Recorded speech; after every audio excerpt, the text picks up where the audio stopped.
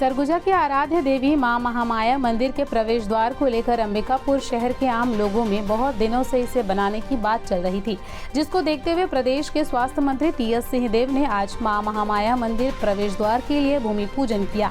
वहीं करीब 50 लाख रुपए की लागत से 50 फीट चौड़े और 25 फीट ऊंचा प्रवेश द्वार होने की बात कही गई।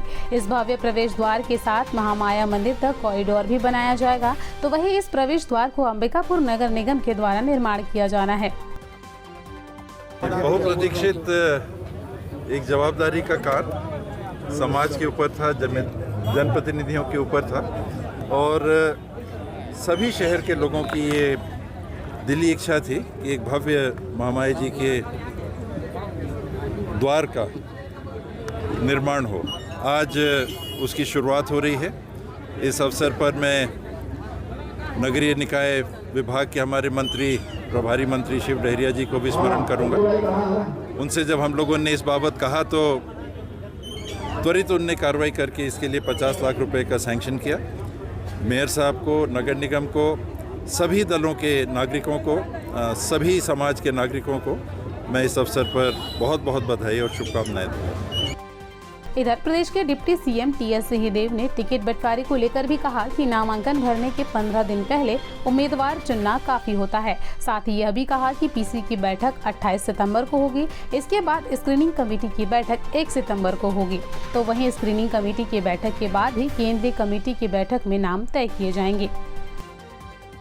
जहाँ तक मेरी जानकारी है, पीईसी की अगली बैठक 28 तारीख को होगी 6 बजे के आसपास, और स्क्रीनिंग कमेटी की बैठक 1 तारीख को हो सकती है। तो स्क्रीनिंग कमेटी की बैठक के बाद जब फाइनल होगा, उनके प्रस्ताव जब फाइनल होंगे तो अजय माकन जी की कमेटी इसको सेंट्रल इलेक्शन कमेटी में रखेगी। उसके बाद होगा। तो कब तक 1 तारीख को तो स्क्रीनिंग का भी सुन रहे हैं। मेरे पास पक्की सूचना तो नहीं है, लेकिन 1 तारीख को संभावना है कि स्क्रीनिंग कमेटी की बैठक होगी। उसके बाद फिर सेंट्रल इलेक्शन कमेटी।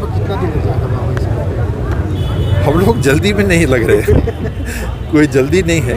कहीं लेट तो नहीं हो जाएगा बाबा? नहीं, लेट पर्याप्त समय। ऐसे तो नॉमिनेशन भरने के पहले तक अनाउंस हुआ करता था, तो कम से कम 15 दिन का समय नामांकन के पहले का मिलना चाहिए। तो लगभग महीना सवा महीना प्रचार करने का कैंडिडेट के रूप में, ऐसे व्यक्ति के रूप में तो सभी क्षेत्र में संपर्क में लगे हुए हैं जो लोग प्रत्याशी हैं, और पार्टी भी अपने तरफ से काम कर रही है, तो वैसी जल्दी नहीं है। लेकिन एक नाम, एक चेहरा, सबकी जिज्ञासा रहती है कि कौन लड़ेंगे, एक नाम आ जाए तो उसमें सोच समझ के निर्णय लेना पड़ रहा है। सरगुजा जिले में स्वास्थ्य सुविधाएं की व्यवस्थाएं चरमराई हुई है, जहां महतारी एक्सप्रेस 102 वाहन चालक अनिश्चितकालीन हड़ताल पर चले गए हैं, जिसकी वजह से जिले के कई इलाकों में गर्भवती महिलाओं को अस्पताल तक पहुंचाने के लिए काफी परेशानियों का सामना करना पड़ रहा है, जिसको लेकर प्रदेश के डिप्टी सीएम टी.एस. सिंहदेव ने कहा कि 102 वाहन के चालक सरकार के नहीं ठेकेदार के लोग हैं। साथ ही यह भी कहा कि घोषणा पत्र में मैंने कहा था कि आप सरकार के प्रतिनिधि नहीं होने पर आप ठेकेदार के अंडर में काम नहीं करते हैं, तो उसे ठेकेदार की जवाबदारी है कि उनको किस नियम के आधार पर चालकों को रखना है, यह तो ठेका कंपनी ही तय करेगी।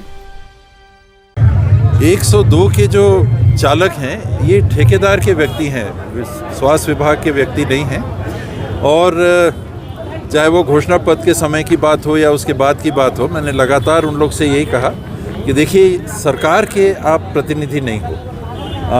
ठेकेदार जो भी जिनको काम मिलता है उनके साथ आप काम करते हो, वो आपको रखेंगे नहीं रखेंगे। किसी ठेकेदार को सड़क बनानी है तो काम तो सरकार का है, लेकिन यहाँ से महामाया जी तक जो डामर की सड़क बनेगी उसमें जो लोग काम करेंगे उनको ये उम्मीद होगा कि हम ठेकेदार के साथ काम कर रहे हैं, हम सरकार हमको ले ले, तो वो संभव नहीं है। लेकिन अगर उनकी कोई बातें हैं, उनकी वेतन विसंगति है, कोई और बातें हैं, तो हम लोग उस बाबत चर्चा कर सकते हैं। कौन उनको रखेगा ये ठेकेदार के ऊपर डिपेंड करता है। कुछ दिन पहले मिलने आए थे तो मैंने उनको वही कहा था कि ठेकेदार जो हैं, कॉन्ट्रैक्टर हैं, उनको रखना है। आप लोग को उनसे संपर्क करना पड़ेगा। आखिर नियंत्रण कौन करेगा?